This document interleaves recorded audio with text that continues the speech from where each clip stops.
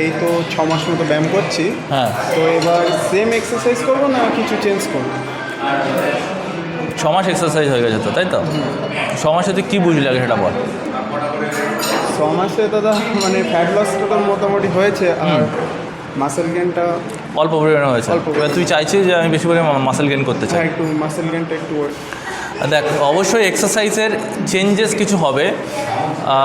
For example মনে কর যে একটা যখন বাচ্চা যখন বড় হয়, ঠিক আছে, সে যখন অন্নপ্রাশনে হয়, অন্নপ্রাশন বুঝিস তো, সে তখন কেমন খাবার খায়, তার মা দেখবি তাকে সিদ্ধ সিদ্ধ খাবার দেয়, মানে ভাত বা ডাল এরকম জাতীয় খাবার, মশলা একদম দেয় না, চিনি বা নুন একদম দেয় না, কারণ ওই টাইমে শরীরের জন্য সেগুলো উপকার নয়। কিন্তু বা চিনি বা নুনের ভূমিকা আমাদের বডিতে একটা টাইমে প্রয়োজন যখন আমরা অ্যাডাল্ট হই, বুঝতে পেরেছিস তো? তাই বলে আমি সেই চিনির কথা বলছি না, আমি ন্যাচারাল সুগারের কথা বলছি, যেটা মধু কিংবা ফ্রুটসে থাকে, বুঝেছিস?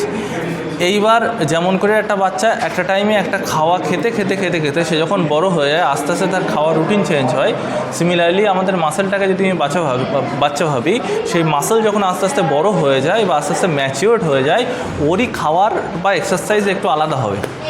এবার কি হবে দেখ, প্রধান কথা হলো বাচ্চা ডাল আর ভাত খেত, তো সেই ডাল ভাতই আমি খাবো, এখনই আমি খাই, বড় হয়েও ডাল ভাত খাই, কিন্তু ডাল ভাতের সঙ্গে সঙ্গে এমন খাবার দেওয়া হয় যেগুলো বাচ্চারা হয়তো হজম করতে পারবে না। সেই খাবারগুলো কি, ফর এক্সাম্পল মনে করে চিকেন, ডিম। সে 6 মাসের বাচ্চা কিন্তু এগুলো খাওয়া উচিত নয় বা খেতে পারবে না, কারণ ডাইজেশন সিস্টেম অতটা পাওয়ার হয় না। তো যেহেতু তোর মাসেল অলরেডি ম্যাচিওর্ড হয়েছে, তোকে এবার মাসেলটাকে এমন খাবার দিতে হবে বা এমন এক্সারসাইজ দিতে হবে যেগুলো হার্ড টু ডাইজেস্ট, মানে যেগুলো তোর মাসেলের জন্য কঠিন। মানে আমি কী বোঝাতে চাইলাম, মানে এটা বোঝাতে চাইলাম যে তুই যে এক্সারসাইজ করছিস, বেসিক এক্সারসাইজগুলোও তো থাকবে, তার সঙ্গে তোকে কিছু পরিমাণে অ্যাড করতে হবে। অ্যাডগুলো কি, ফর এক্সাম্পল তুই যদি চেস্টের এক্সারসাইজ করিস, তুই মনে করিস দাদা বলেছে 12টা থেকে 15টা করে দিলি, ছেড়ে দিলি। তোর এবার কী করতে হবে, তুই 12টা থেকে 15টা, কিন্তু তুই যতক্ষণ ধরে পাচ্ছিস ততক্ষণ মারছিস। এমনকি যখন পেন হওয়ার পরে তুই এটা মাথায় রাখবি যে আমার যখন পেন হবে তারপরে আমি 5টা মারবো। সেটা যাতে 40টা হোক, 50টা হোক, 100টা হোক, আমার দেখার দরকার নেই। ফর এক্সাম্পল বললাম, অতটাও পারবি না, মোটামুটি 15 থেকে পরে আমার পেন হওয়া শুরু হবে। তো তুই যখন চেস্ট প্রেস করবি, ডাম্বেল চেস্ট প্রেস, মোটামুটি যখন পেন হবে তারপরে 5টা মারা শুরু করবি। আর ওরকম কোনো নিয়ম, তখন আর কোনো নিয়ম নেই। এখন যেরকম নিয়ম আছে 3 থেকে 4টে সেট, যখন তুই 6 মাস তোর অলরেডি মাসেল ম্যাচুরেশন হয়ে গেছে, তখন আর কোনো নিয়ম নেই। যেমন বাচ্চার নিয়ম থাকে ছোটোবেলায় এইটুকু খাদ দাও, আমরা বড় হয়ে গেলে কোনো নিয়ম মানি না।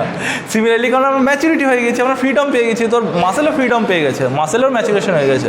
তো মাসেলকে কী করবি, বেশি পরিমাণে প্রেশার দিবি। চেস্ট প্রেস করছিস, সেট 5টা, 6টা, 7টা, 8টা, 9টা, 10টা পর্যন্ত মেরে যা, ঠিক আছে? কী করে মারবি শিখিয়ে দিচ্ছি। মনে কর প্রথম চেস্ট প্রেস লাইট ওয়েট দিয়ে শুরু করলি, আস্তে আস্তে হেভি ওয়েটে গিয়ে গেলি 5 পর্যন্ত, মানে 20 কেজিতে চেস্ট প্রেস করছিস যখন 5 সেট হয়েছে।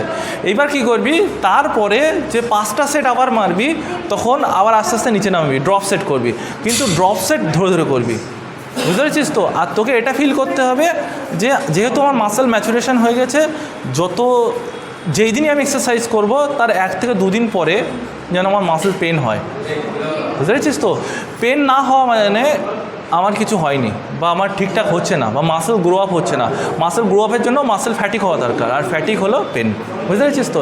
জয়েন্ট পেন আর মাসেল পেন ভালো করে বুঝবি, যেখানে পেন হয় তাহলে আমার অসুবিধা, যদি এখানে পেন হয় কোনো অসুবিধা নেই। বুঝতে পারলাম তো? তোমরা যারা ভিডিও দেখলে অবশ্যই বুঝতে পেরেছো।